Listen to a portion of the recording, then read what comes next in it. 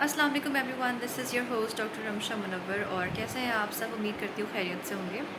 अच्छा, आज जो एक हॉट टॉपिक आजकल बड़ा इन हुआ है कि ये नॉर्मल डिलीवरी बेटर है या सी सेक्शन बेटर है। तो मुझे काफ़ी सारे मैसेजेस आ रहे थे कि इस पे मुझे बताएं मैडम कि ये नॉर्मल डिलीवरी बेटर एक ऑप्शन होता है हमारे पास या सी सेक्शन।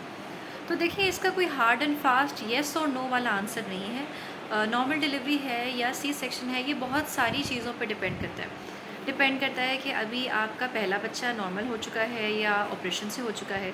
अगर तो नॉर्मल हो चुका है तो बहुत ज़्यादा चांसेस होते हैं, अराउंड 95% चांसेस हैं कि इस बार भी आपकी नॉर्मल डिलीवरी ही होगी।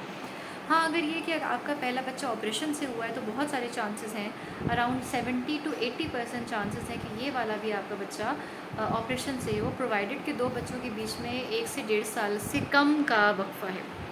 ठीक हो गया। इसके अलावा फिर मदर की हेल्थ भी डिपेंड करती है। अगर उसको शुगर हमल में नहीं है, उसको बीपी तेज़ नहीं रहता हमल में, तो चांसेस है कि नॉर्मल डिलीवरी हो अगर आपका पहला बच्चा है।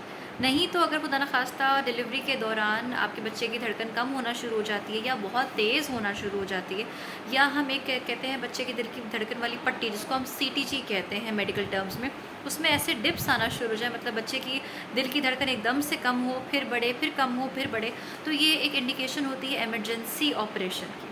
ठीक है। इसके अलावा मदर की एज भी डिपेंड करती है, मदर के अंदर इटसेल्फ कोई मेडिकल कंडीशन ना हो, मदर की हड्डी जिसको कहते हैं ना कि पेल्विस की हड्डी तंग ना हो, जिससे बच्चे का सर पास होना मुश्किल हो जाए। ये सारी इंडिकेशन होती है कि बच्चे का ऑपरेशन से ही डिलीवरी हुआ जाएगा, नॉर्मल के चांसेस कम हो गए। इसके अलावा ऐसा भी होता है कि कभी कभार, इनफैक्ट बहुत दफ़ाओं में ऐसा होता है कि सब कुछ ठीक चल रहा होता है, मदर की हड्डी भी ठीक होती है, मदर को कोई शुगर बीपी का मसला भी नहीं होता, पहले बच्चे नॉर्मल भी हो चुके होते हैं, कोई डिप्स भी नहीं आ रही होती सीटीजी में। उसके बाद भी अमूमन डिलीवरी के दौरान कोई इस तरह की इमरजेंसी हो जाती है जिसकी वजह से हमें ऑपरेशन करवाना पड़ जाता है। तो देखिए, हमारा एम ये नहीं है कि नॉर्मल ही बच्चा पैदा करें, हमारा एम ये है कि मदर और बेबी दोनों की हेल्थ ठीक हो।